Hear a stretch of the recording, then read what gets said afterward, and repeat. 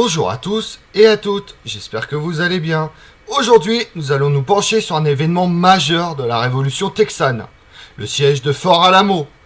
Cet événement oppose des figures légendaires à l'image du généralissime Antonio de Padua Maria Severino Lopez de Santa Anna, ou encore les trois commandants des défenseurs David Crockett, James Bowie ou encore le colonel Travis. Vous voulez découvrir ce qui s'est passé à Fort Alamo? Suivez-moi. En 1836, le Texas est une province mexicaine où depuis plusieurs années, un grand nombre de colons provenant des États-Unis s'étaient établis, formant 85% de la population. Sentant l'unité du pays menacée, le gouvernement mexicain décide d'abroger toutes les mesures favorables qui leur étaient accordées, ce qui met le feu aux poudres. Des escarmouches éclatent, obligeant l'armée mexicaine à abandonner certaines places stratégiques. Le généralissime Antonio de Padua Maria Severino Lopez de Santa Anna veut rétablir l'ordre et préserver l'intégrité nationale avec une armée de 6000 hommes. Du côté des insurgés, au Texas, un homme important, le général Sam Houston, charge un certain James Bowie de détruire le fort Alamo, pendant qu'il prépare une armée au nord, afin d'empêcher Santa Anna de se servir de fort Alamo comme point d'appui pour une éventuelle attaque contre les États-Unis. Arrivé sur place, Bowie et une centaine de volontaires prennent le temps, pensant l'armée mexicaine encore loin. À cette centaine d'hommes s'ajoute une trentaine de soldats sous les ordres du jeune William Travis, lieutenant-colonel de la jeune armée texane. Ces deux hommes sont rejoints par le déjà légendaire Davy Crockett, citoyen des États-Unis à la recherche d'un nouveau départ après sa défaite aux élections au Congrès. L'armée mexicaine arrive bien plus tôt que prévu. Surpris, les insurgés se retranchent à la hâte dans Fort Alamo. Le général Santa Anna propose une reddition sans condition. Offre généreuse, la plupart des défenseurs du fort sont étrangers au Mexique. Faute de quoi, la garnison serait passée par les armes. Travis répond, non sans panache, par un coup de canon. C'est alors que le drapeau rouge fut hissé du haut du clocher de l'église de la ville. Tous les défenseurs de Fort Alamo comprennent alors qu'aucun d'entre eux ne sera épargné lors de l'assaut, qui s'annonce imminent. Le colonel Travis envoie des missives dans tout le pays demandant des renforts. Le siège fut marqué par d'intenses pilonnages au canon et par un assaut manqué de 2 heures qui mobilise plus de 500 soldats mexicains. Santa Anna décide alors de jeter une bonne partie de ses forces dans la bataille et d'attaquer par les 4 côtés de Fort Alamo. La situation est totalement désespérée pour les insurgés.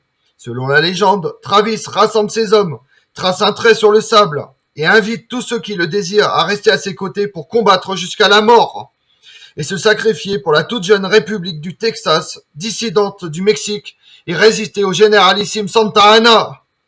Tous les défenseurs franchissent la ligne, scellant ainsi leur destin vers une mort certaine, mais héroïque. Il existe une autre légende, indiquant qu'une seule personne refuse, préférant tenter sa chance en fuyant durant la nuit. Ce serait un soldat d'origine française, un certain Louis Rose, qui a connu les guerres napoléoniennes.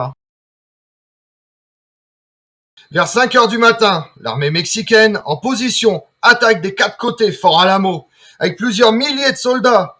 L'assaut dura 1 heure et demie. Dans un premier temps, les insurgés, appuyés par leur artillerie, causent de terribles pertes aux Mexicains.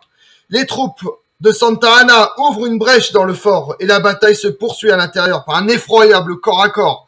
Les défenseurs résistent héroïquement, mais tout ceci est inutile, car les troupes de Santa Anna, largement plus nombreuses, commencent à prendre pied un peu partout dans Fort Alamo, submergeant les défenseurs. La cavalerie mexicaine parvient également à pénétrer à l'intérieur de Fort Alamo. Travis fut tué au tout début de l'assaut d'une balle dans la tête alors qu'il tirait du haut des murs. Bowie, tombé gravement malade pendant le siège, perd la vie alors qu'il s'est défendu héroïquement lui aussi dans son lit. Quant à Davy Crockett, certains pensent qu'il meurt au combat, alors que d'autres, appuyés par le témoignage d'un officier mexicain, pensent qu'il fut fait prisonnier et exécuté comme l'exigeait la loi. Fort Alamo est tombé. La bataille de Fort Alamo, bien après son déroulement, connaît un immense engouement dans la littérature. La bataille fut ensuite relatée dans The Fall of Alamo de Reuben Potter, publié en 1878. Le premier livre non fictionnel fut publié en 1948. On retrouve également le siège de Fort Alamo au cinéma, popularisé dans la série télévisée Davy Crockett, réalisée par Norman Foster en 1955. Mais l'œuvre la plus connue et ayant le plus d'impact demeure le film de 1960 réalisé et joué par John Wayne. De nombreux musiciens ont été inspirés par la bataille, comme la ballade de Davy Crockett du Tennessee. Ernie Ford restera 16 semaines dans le palmarès country américain en 1955. Et pendant ce temps-là dans le monde, le 9 septembre 1836, on voit la révolution septembriste au Portugal. Les partisans du retour à la Constitution se soulèvent, avec l'appui du peuple de Lisbonne et de l'armée.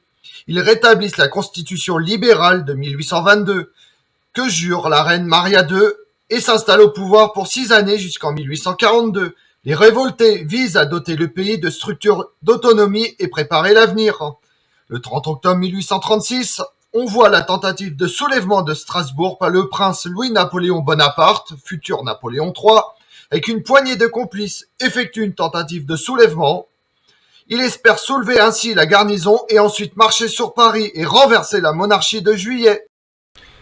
Comme on l'a vu, le bilan de l'assaut est dramatique pour l'armée mexicaine, qui subit de très lourdes pertes, avec plusieurs centaines de morts et de blessés.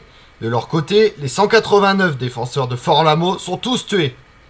Malgré les rumeurs de survie de Davy Crockett, comme le colporte Ben, un ancien esclave africain qui travaillait comme cuisinier pour l'un des officiers de Santa Anna, maintient cependant que le corps de Crockett fut retrouvé entouré de pas moins de 16 cadavres mexicains.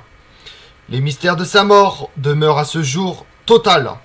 Je vous remercie d'avoir suivi cette vidéo en ma compagnie. Si vous voulez connaître mes autres vidéos, retrouvez-moi sur ma chaîne YouTube Tout sur l'Histoire avec Damien et sur les réseaux sociaux Instagram et Twitter Histoire Damien. Et pensez à liker, commenter et vous abonner. Je vous remercie à tous.